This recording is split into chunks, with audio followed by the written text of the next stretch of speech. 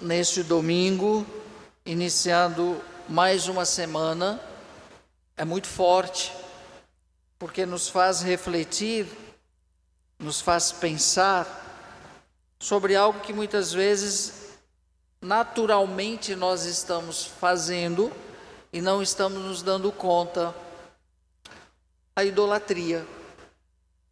Já na primeira leitura no livro do Eclesiastes, a própria palavra diz: tudo é vaidade. Tudo é vaidade. Quando nós usamos o termo, ou atribuímos o termo vaidade a alguém, ou a concepção de vaidade, quando utilizamos a palavra, logo vem na nossa mente algo ligado ao estético, à aparência. Isso é uma gotinha no oceano. Reduzir vaidade somente a esse aspecto é não ter consciência do que realmente o termo expressa. Vai muito mais além do que a aparência, do que gostar de se vestir bem, de um bom perfume e etc. A vaidade nada mais é do que o apego demasiado àquilo que é material, ou as minhas ideias, que se materializam muitas vezes num formato de viver completamente fora da graça de Deus. Por isso que também isso é vaidade e grande desgraça.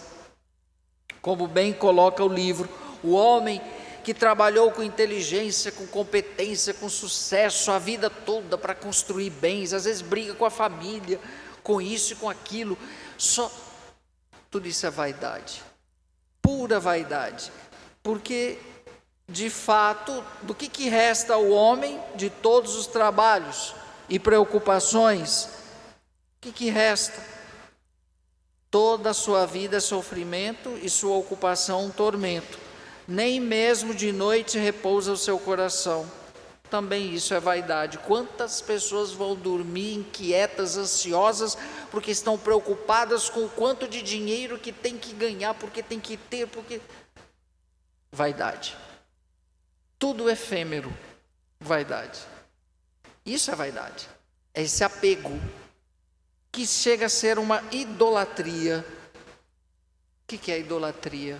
É colocar algo no lugar de Deus. E bem fala na segunda leitura, quando São Paulo vem dizer: nós devemos aspirar às coisas celestes. Isso não nos impede de vivermos as terrestres, porque é na terra que nós estamos. Ninguém está na estratosfera ou nas nuvens. Eu não suporto as pessoas que dizem que o mundo não presta, que culpa o mundo por tudo. Eu não posso viver as coisas do mundo. Então meu filho fica flutuando no espaço, vai para a órbita. Isso é ignorância. Você está no mundo, o mundo é bom, Deus viu que era bom, por isso que Ele fez, e por isso que você está nele. O mundo não é ruim, você que é ruim. Você que desgraça o mundo com o mau uso da tua liberdade, e depois quer justificar os teus erros, as tuas insanidades, as tuas incompetências, jogando e atribuindo a culpa ao mundo. Quem que faz o mundo, gente? O homem. Se o mundo não está bem, é porque você está fazendo do mundo uma desgraça. Deus viu que era bom. Pena que o homem não vê o mundo como bom, porque o mundo é bom, porque foi Deus que fez. Então, essa ideia de querer culpar o mundo por você não saber viver a própria vida, ou não saber domar os próprios instintos, meu filho, repense a vida. Viva no mundo, sim, aspirando às coisas celestes. Aspirar às coisas do céu significa que eu tenho que demonizar o mundo. Misericórdia. Tem gente que faz isso.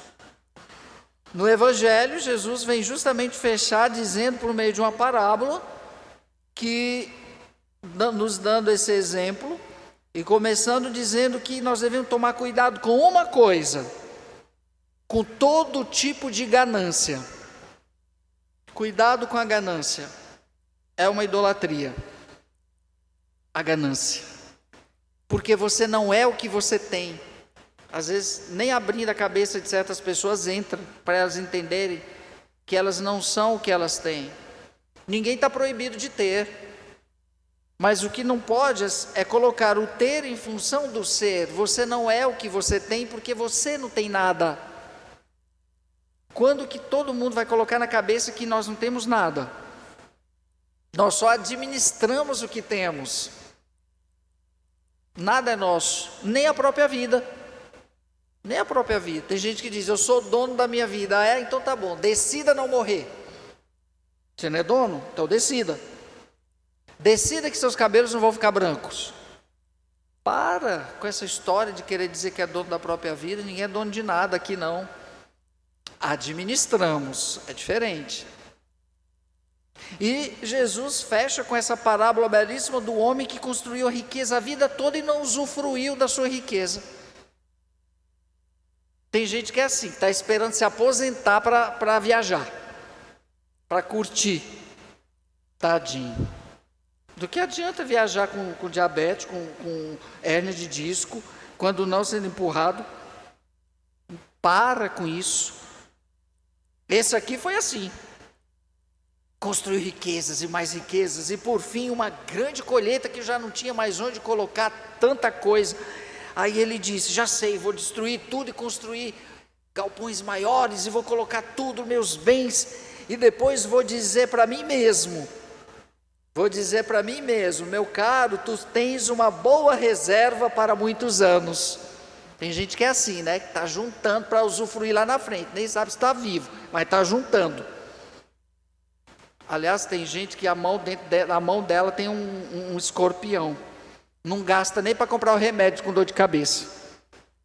Misericórdia. Esse já está morto há muito tempo. Então, agora estou juntando tudo, agora já vou dizer para mim mesmo, né? Meu caro, tu tens uma boa reserva para muitos anos. Descansa, come, bebe, aproveita.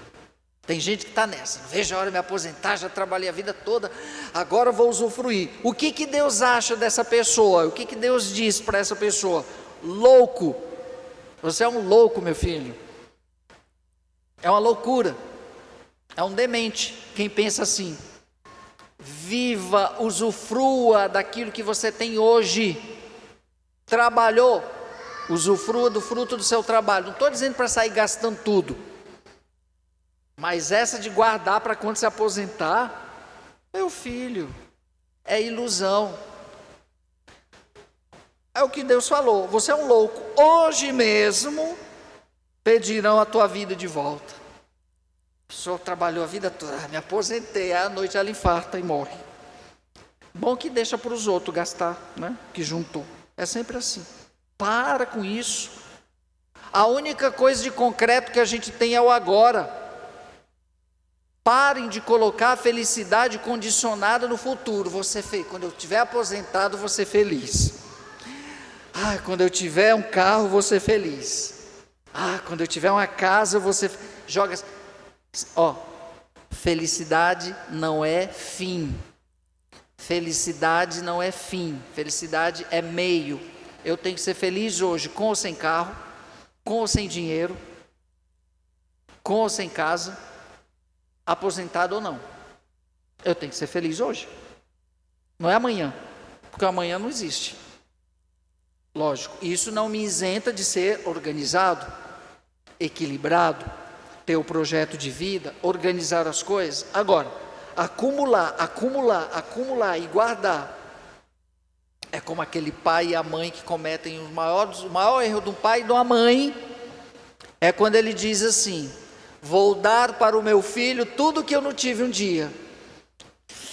Assinou atestado de incompetência. Como assim? Meu filho vai ter tudo que eu não tive. Que dó desse pai, dessa mãe que pensa assim. Que dó. Se você não teve e hoje tem, ou se você vai dar para o teu filho aquilo que você não teve, você está impedindo essa pessoa de amadurecer, de ser gente, de construir de sanar as carências dela. Dê o necessário. O necessário. Educação, formação, suporte. Mas dá tudo. Suprir, chegar na frente, não deixar que o filho sofra. Porque um dia eu sofri, meu filho não vai sofrer. Ah, então tá bom, talvez não vai sofrer do teu sofrimento, mas virão outros piores, que ele não vai saber administrar, porque você impediu, com o seu egoísmo de querer dar tudo. É um erro gravíssimo. Hoje nós já estamos tendo consequências disso aí, porque as gerações passadas sofreram para conquistar as coisas, e as de hoje não sofrem nada, recebem tudo de mão beijada. Triste fim desses. Se não tiver um pouquinho de alicerce de valor, no dia que o pai e a mãe morrem, acaba com tudo. Porque não participou do processo de construção, recebeu de mão beijada.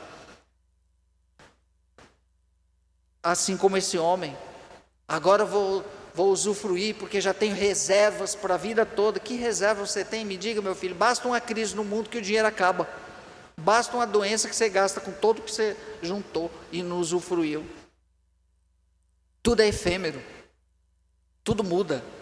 Teve uma época aí que todo mundo ficou com dinheiro congelado, lembra no passado? Todo mundo juntou, guardou, sumiu tudo. Sei lá o que aconteceu, eu lembro, eu era adolescente na época, eu lembro. As crises vêm por conta do quê? Da ganância do homem. É a ganância que destrói. É a ganância que faz com que as pessoas muitas vezes percam seu próprio equilíbrio, porque elas pensam que elas são o que elas têm. Vá viver, meu filho. Vá gastar seu dinheirinho que tem juntado aí com você. Com você. Tá? Com você. Com você. Porque foi você que trabalhou. Isso não é egoísmo, não. Isso é usufruto. Lógico, pode gastar com a família também, até com alguns amigos. O dinheiro é seu. Mas usufrua. Dentro do equilíbrio, dentro da sua condição, nada exagerado, mas faça isso. Não tem essa ideia de querer deixar para depois, juntando hoje, que você não sabe amanhã. Você não sabe amanhã. Se bem que hoje está tão difícil de juntar, né, gente? Está tão difícil de juntar alguns centavos, mas se juntarem, usufrua. Viva o momento presente, lógico, aspirando sempre o bem, o céu, as coisas de Deus. Mas você tem que usufruir daquilo da única oportunidade que Deus te deu, foi a de viver nesse mundo. Não perca não essa oportunidade, ela é bela. Ela é bela. Tem muita coisa boa para se viver e que depende somente de você. Somente de você. Não joga lá para frente não, porque lá para frente não existe. Vai chegar para os que chegarem, mas não existe. Então tenhamos esse coração livre, fugindo da ganância e tendo esse desapego que é necessário. A vaidade é o apego demasiado. Seja livre, desapegado, no sentido de que viva como se não tivesse e usufrua daquilo que você tem, porque tudo passará. Creio em Deus Pai Todo-Poderoso.